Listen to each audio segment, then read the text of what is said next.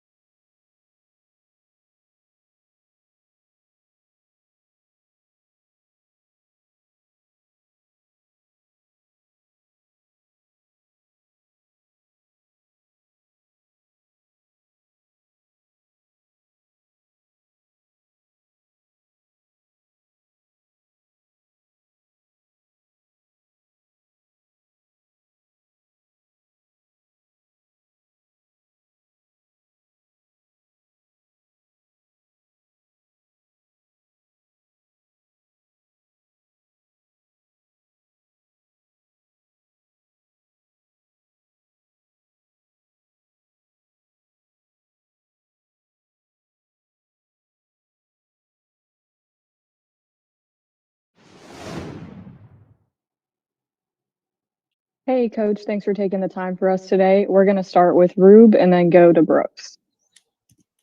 Hey Nick, how's it going? Hey, Rube. Um, hey, they had some drives into the red zone early. They got field goals. I think they had a drive to the 10, to the 15. At the time, it just seemed like they were scoring more, but as it turned out, those stops you got in the red zone and keeping them to field goals were huge. So, two-part question. Number one, how big was that getting those stops, and what makes this defense so good in the red zone? Yeah, obviously the defense there kept the game manageable at first. In that first half. Because we didn't have great field position, and then we weren't doing anything on offense to change the field position. We punt it back to them. We talk about in backed up football a lot. That defense, if you get a stop, that usually leads to points, and their defense was getting stops, and but those points were 3 points as opposed to 7, which is a huge difference in a game like that. So I really believe that the way that we played defense, in that, on those short fields, kept the game close where we could make the surge that we did at the end of the game. So just excellent job there. Our guys do such a good job of matching routes, and talking through, all the different combinations that we get, and being on the same page, of how we match everything out. Sometimes down there in the red zone, the space, obviously not sometimes, it always shrinks, right? And so now you have that extra defender on the sideline, you have the extra defender in the back end line. And we've just done a really good job there. On the one, I think they were 3rd and 2 and they ran it in, but Jalen Carter created some havoc up front and they ended up holding him on that, which made it a 3rd and 10. And then again, another good match in the secondary. So, but it is about, what I know what we talk about a lot, Rube, offensively, is being able to move the ball up consistently in the red zone. That moment you get behind the sticks in the red zone, is the moment where it's going to be really hard to score. And we did some good things to limit runs down there. We did some good things to force a penalty, and then we did a good job of matching routes. We'll go to Brooks and then Elliot. Hey, Nick, when you were speaking about AJ yesterday, it seemed like you were emotional while speaking in length about how he's carried himself. I'm wondering, among all the many things we talked about the last couple of months, why that subject had personal significance to you. Yeah, I got emotional yesterday in the locker room with just the handling adversity. And I thought that our guys did a really good job of you know, dealing with adversity throughout the game, and just keep getting up. And I think, that was definitely one topic of where I was a little bit emotional yesterday, because these guys are going to have to, it's not just a football thing, that, you're hoping that you're helping guys become better men as well, with the stuff that you can learn through football, being tough, being detailed, being together. And so, they just kept getting up. And then I think, I there's so many outside things that can sway our thinking, I think, too, and that we don't want to live like that in a football building, right? We want to be committed to our process. We know that it's not going to be immediate results. We want to be team oriented, because being team oriented, when I say that, isn't just good for the team. It's good for, individually too, right? For everybody, because in this sport, you need your teammates to make the plays that you want to make as an individual. And so, I think it's just, those are two things we've talked a lot about. And again, like I said, I felt like AJ really handled himself with, with a lot of maturity. And I listened to the thing yesterday, and I'm, what I think he's trying to say in that manner is, we talk a lot about being on the attack on offense and not really worried about what they do on defense, because what we've been seeing as a good offense has been a lot of different stuff that you might not even be able to prepare for. And so that's how I kind of took what he said yesterday also.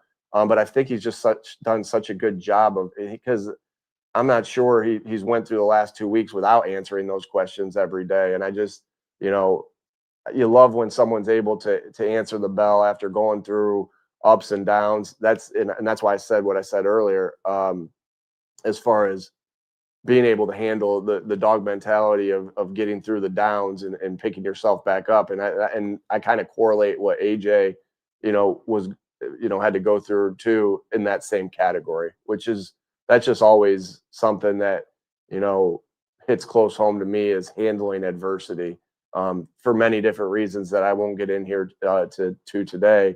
But that core value always means a lot to me, that toughness, particularly that mental toughness core value, really, really means a lot to me. And I think that's probably where you saw my emotion on that yesterday, Brooks. We'll go to Elliot and then Ed. Hey, Nick, there's been some speculation that yesterday in the second half, Jalen was calling the plays and Kevin Patullo maybe wasn't as involved as he normally is. I was wondering if you could clarify if there was any truth to that. And then secondly, what have you seen from their working relationship this year as they get more games under their belt together? Yeah, Kevin called the plays yesterday in that second half. Jalen, but make no mistake about it, like, Jalen does a great job of communicating. Jalen sees the field really, really, really well. He can come back and tell you what happened without even looking at the picture. And then you look at the picture, like, yeah, that's exactly what happened. Jalen has a great feel for how that's going. And so there's communication, right? There's talk through it, everything like that, but yeah, Kevin called the plays. Kevin will continue to call the plays. But I love the communication that we get from Jalen. I love the communication that we get from, all our guys. I think, we get a lot of good information from our guys, Jalen particularly, and that's the way it should be. He's a quarterback, but you don't trust every quarterback. You trust the ones that they're telling you what they see. And Jalen does a really good job of telling us that in the game. I really like the relationship that they have. Probably a better question for them. So they can, but I always, I know they're close. I know they spend a lot of time together talking through the plan. I know they spend a lot of time together going through situations. A better question for them, but I do value that relationship that those two have, because I think they're really lockstep and do a great job of, I know they both care about each other. I know they both want what's best for each other. I know, Kevin wants Jalen to succeed, and doing everything he can to help him do that. So I love that relationship that those two have. We'll go to Ed and then Dave. Yeah. Hi, Nick. After the game, Jalen gave an interview to Pam Oliver and said that it seemed like they're playing not to lose the game. I mean, do you see any of that creeping in at all in these first three games? And what's your assessment of that? Jalen said that. I'm sorry, Ed. He said that about the Rams. No, he said that to Pam Oliver, that we have to get out of this playing not to lose.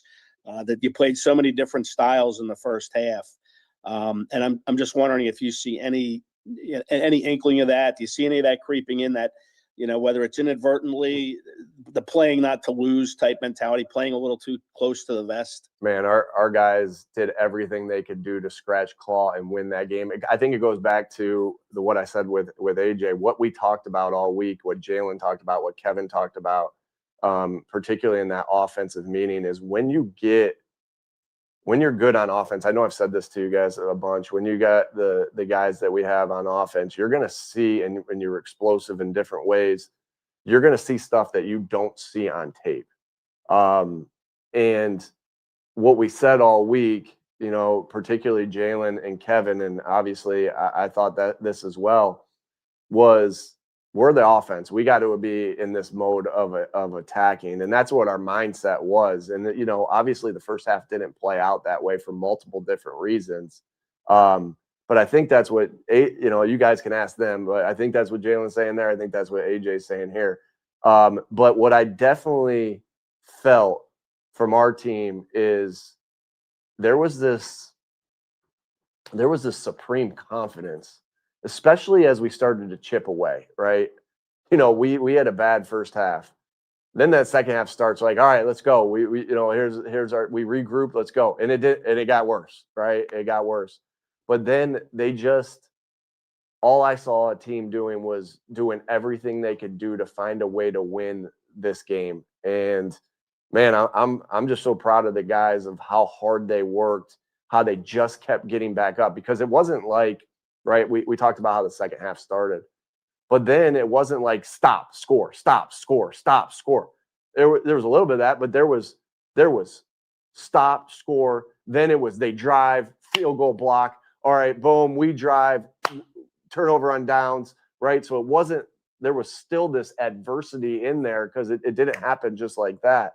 And so all I saw as a team is just kept getting back. All I saw from our team and our coaches was guys just continuing to fight, getting back up, and shoot, that ball could have bounced a different way yesterday, and we could have very easily lost that game. And hats off to the Rams. It's a good football team.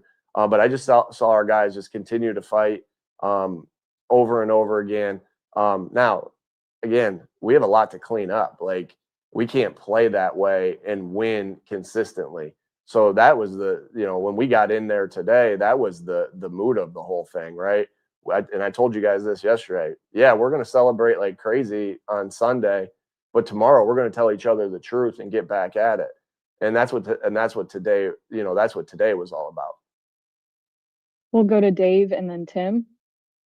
Nick, when it comes to Jalen being assertive during a game like we saw yesterday, how much has he grown in that area, just the comfort with the coaching staff and with Kevin in particular?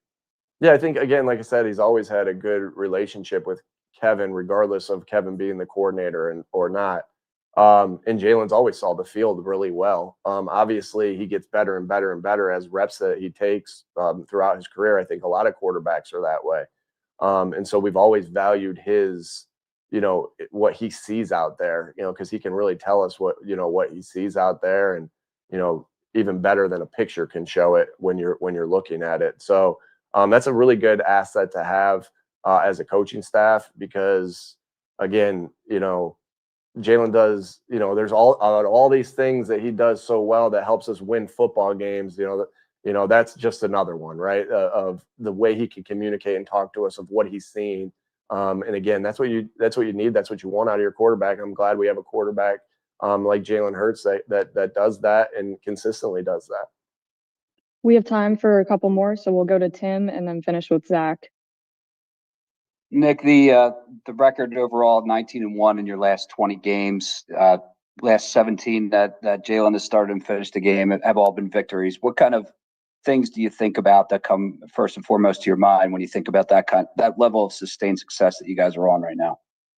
Yeah, that's a good question, Tim. I guess the first thing that comes to mind is our detail wasn't what I wanted it to be yesterday, right? And our team feels that same way, and the reminder of, hey, we play like this, you forget going 19-1 or whatever it is, you don't win the next one or the next one when you play like that. Like, I think about, we've been a detailed team that's had that sustained success. Obviously we have great talent, but we have a team that plays together and tough and detailed. And yesterday wasn't detailed enough. So that you say that, and then that's the first thing I think of is like, well, if we're going to do that again, we can't be the type of detail that we had yesterday. And that's from coaches, that players, everything. I don't think I did a good enough job yesterday. I take a lot of pride that our fundamentals are what they are. And obviously good players allow you to be able to do that.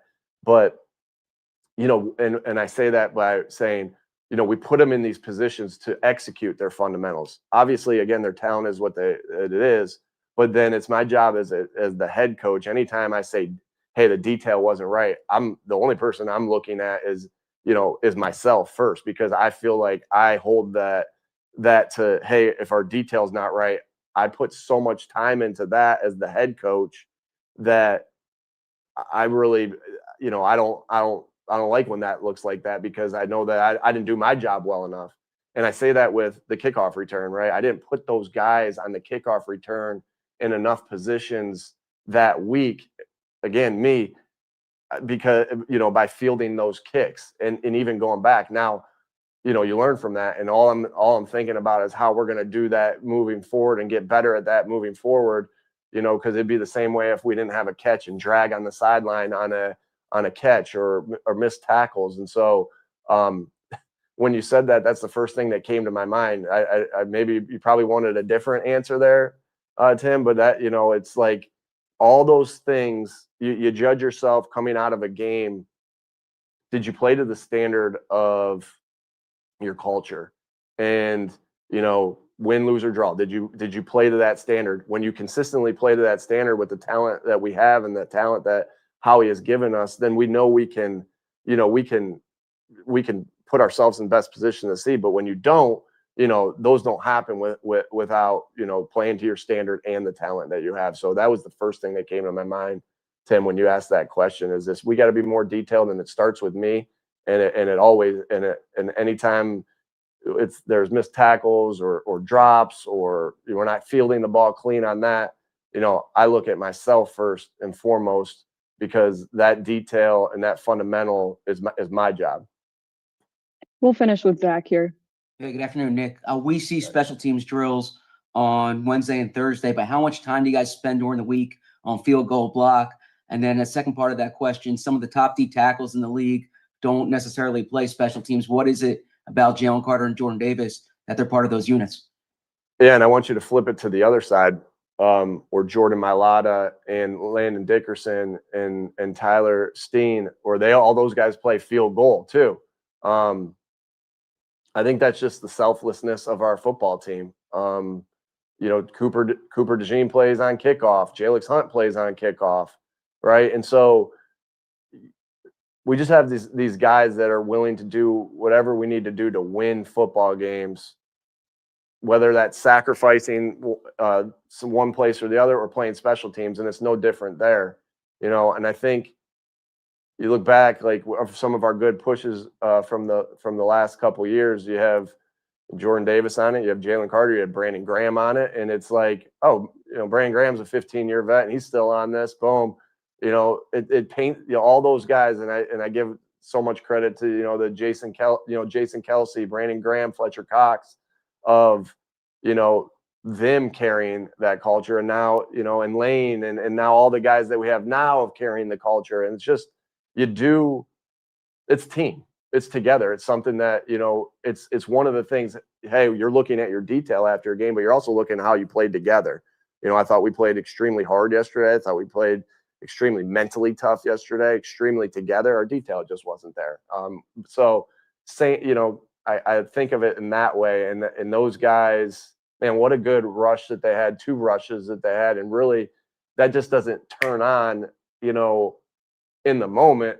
If you look back at all the field goals, they're rushing like that, you know, and all the extra points, because they know those can change a game. So I think I'd say this too, that Jalen Carter has worked himself back into being, you know, is getting himself back into the best shape of his life. And Jordan Davis, there's been a lot of talk about how he's in the best shape of his life.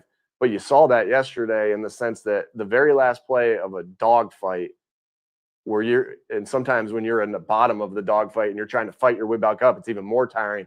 But in the moment like that, they were still able to give this extreme effort to help us win the game, because they still had stuff in their tank, because they've worked their butts off to be in the best shape of their life. You know, you look at a play that Jalen, and again, we talked about Jalen having to continue to get better at that, and he worked extremely hard at that this week, and he'll continue to work hard at that. But you're seeing him come out of the stack, getting strip attempts on the football. And so I loved how hard we played, and those 2 guys showed that. You know, I love how hard we played as a team, and those 2 guys showed that all the way till the very end, which ended up helping us win the game. And then we didn't need Jordan to scoop and score, but he did, and he had the energy and to be able to finish that off as well. And how much time do you spend during the week? Yeah, a lot, just as much as we spent on field goal, you know. And so we talk about that a lot. We're in a lot of that. You know, Coach Clay does a really good job of separating out the time, you know, for special teams, and, you know, with the walkthroughs and the practice and the individual drills. So that he does a really good job there, and we spend quite a bit of time on that. Thanks, Coach. Appreciate your time today. Thank you. Thank you.